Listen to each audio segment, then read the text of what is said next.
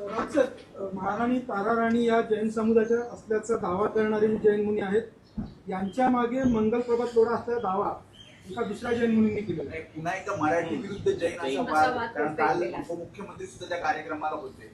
तेव्हा महाराष्ट्राचे उपमुख्यमंत्री जे स्वतःला मराठी किंवा मराठा समजतात, त्यांच्या उपस्थितीत महाराणी ताराबाई यांचा वंश आणि कुळ बदलण्याचा प्रयत्न झाला आणि राज्याचे उपमुख्यमंत्री शिंदे यांनी त्याच्यावर साधा निषेध केला नाही. महाराणी ताराराणी या जैन असल्याचा साक्षात्कार काही जैन मुनींना झाला.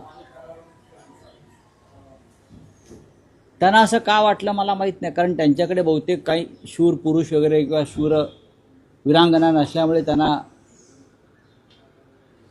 असं वाटलं असेल.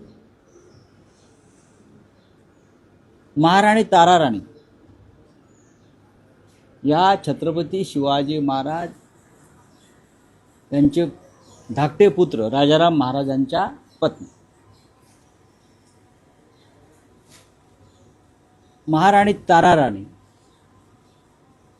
ह्या हंबीरराव मोहित्यांच्या कन्या. सरसेनापती हंबीरराव मोहिते. हंबीरराव मोहिते हे शिवाजी महाराजांचे सरसेनापती होते, त्यांची ही कन्या. आणि या ताराराणीनं औरंगजेबाशी प्रचंड मोठी झुंज दिली.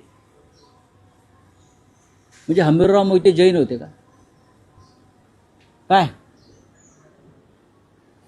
हिंदू मराठा कुळात ताराराणीचा जन्म झाला आणि त्या शास्त्र धर्माला जागून त्यांनी हातात तलवार घेतली आपल्या राज्यासाठी आणि धर्मासाठी.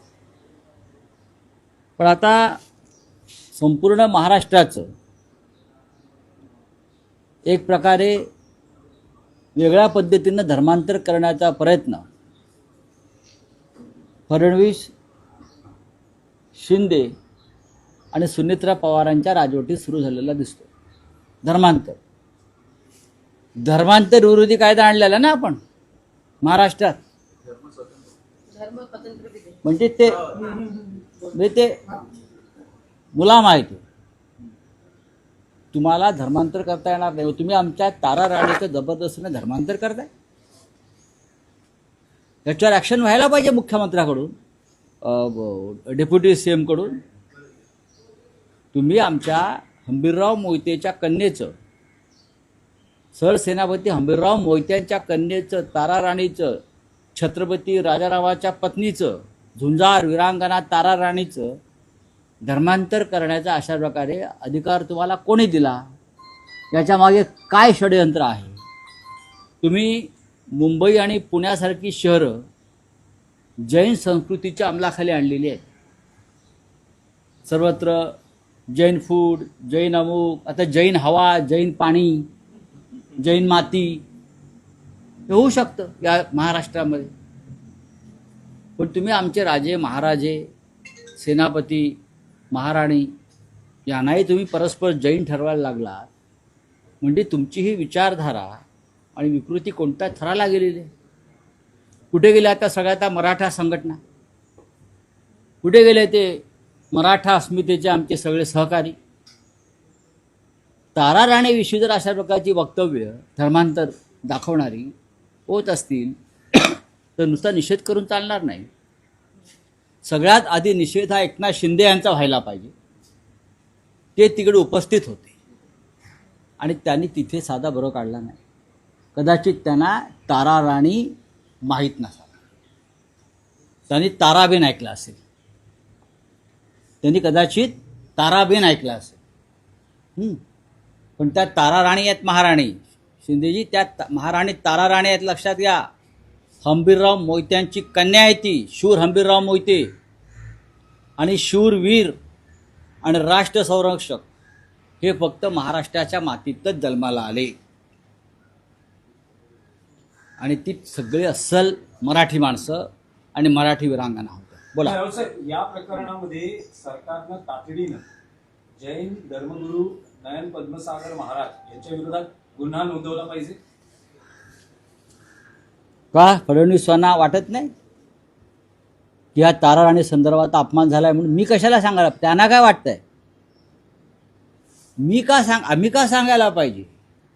एकनाथ शिंदेना का वाटत नाही? सुनेत्राताई पवारांना का वाटत नाही? आमच्या मनोज जरांगे पाटलांना का वाटत नाही? काय हे सगळ्यांना वाटलं पाहिजे. तुम्ही कायदा आणलाय ना धर्मांतर विरोधी वगैरे, का धर्मस्वातंत्र्य.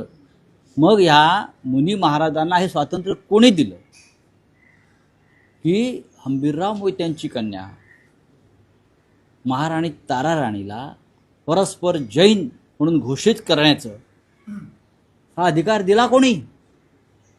आणि महाराष्ट्र सरकार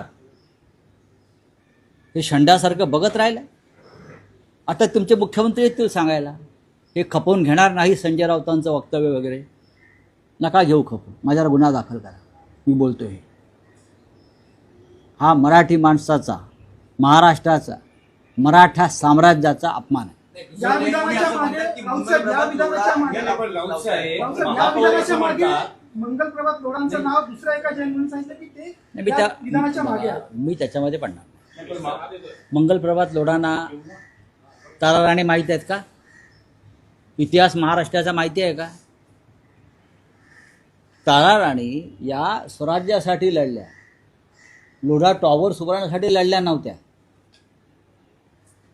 किंवा ट्रम्प टॉवरला संरक्षण देण्यासाठी लढत नव्हत्या. त्यांच्या लोढा ट्रम्प टॉवर त्या हिंदू मराठा साम्राज्यासाठी तारा राणीचा संघर्ष होता. हे बहुतेक ह्यांना माहीत नसेल. बोला पुढे काय झालं, काय सांगा. नाही, पण महापौर म्हणतात की त्यांच्या औषधामुळे माझा घशाचा आजार बरा झाला. चमत्कार कोणाच्या झाला. औषधामुळे? या गुरुदेवजींच्या धर्मगुरूंच्या औषधामुळे. असं आहे की खराच्या औषधामुळे सुद्धा अनेकांना बरं वाटतं.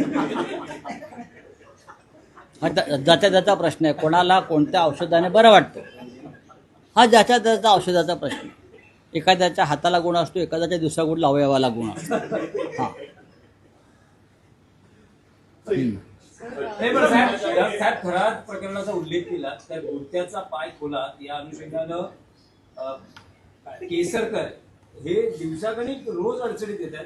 आता जी नवी पदाधिकाऱ्यांची यादी जबाबदाऱ्या निश्चित केल्या त्यातून केसरकरांना डावलले. श्रीकांत शिंदे यांच्यावरती जबाबदारी देण्यात आली. कुठली? मुंबईची. मुंबई ठाणे अशी सगळी हा जबाबदारी त्यांच्या पक्षातला अंतर्गत विषय आहे.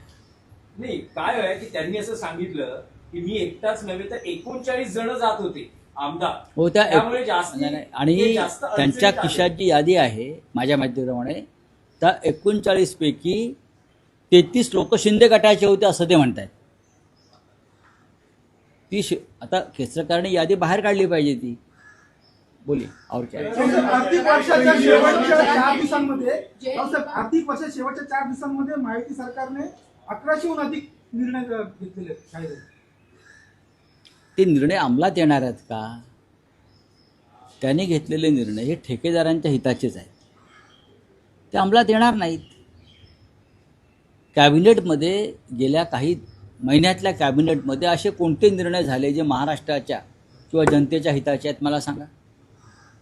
त्यांच्या निर्णयाला विचारते कोण? बोला. हिंदी में क्या है? कहाँ? अरे भाई वो तो होगी ही ना.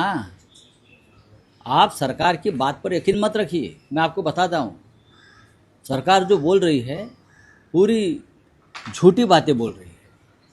एलपीजी की शॉर्टेज है और रहेगी. इंटरनेशनल सिचुएशन जो है वो समझ लेनी चाहिए, उसमें सरकार भी कुछ नहीं कर सकती. लेकिन हमारा इतना ही कहना है कि झूठ मत बोलिए. आप जनता को विश्वास में लीजिए.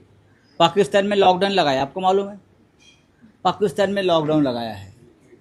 और भी कुछ देश जो है वहाँ भी इस प्रकार की स्थिति पैदा हो गई है. अगर देश में ये नौबत आती है तो जनता को पहले से अवगत करना चाहिए, विश्वास में लेना चाहिए.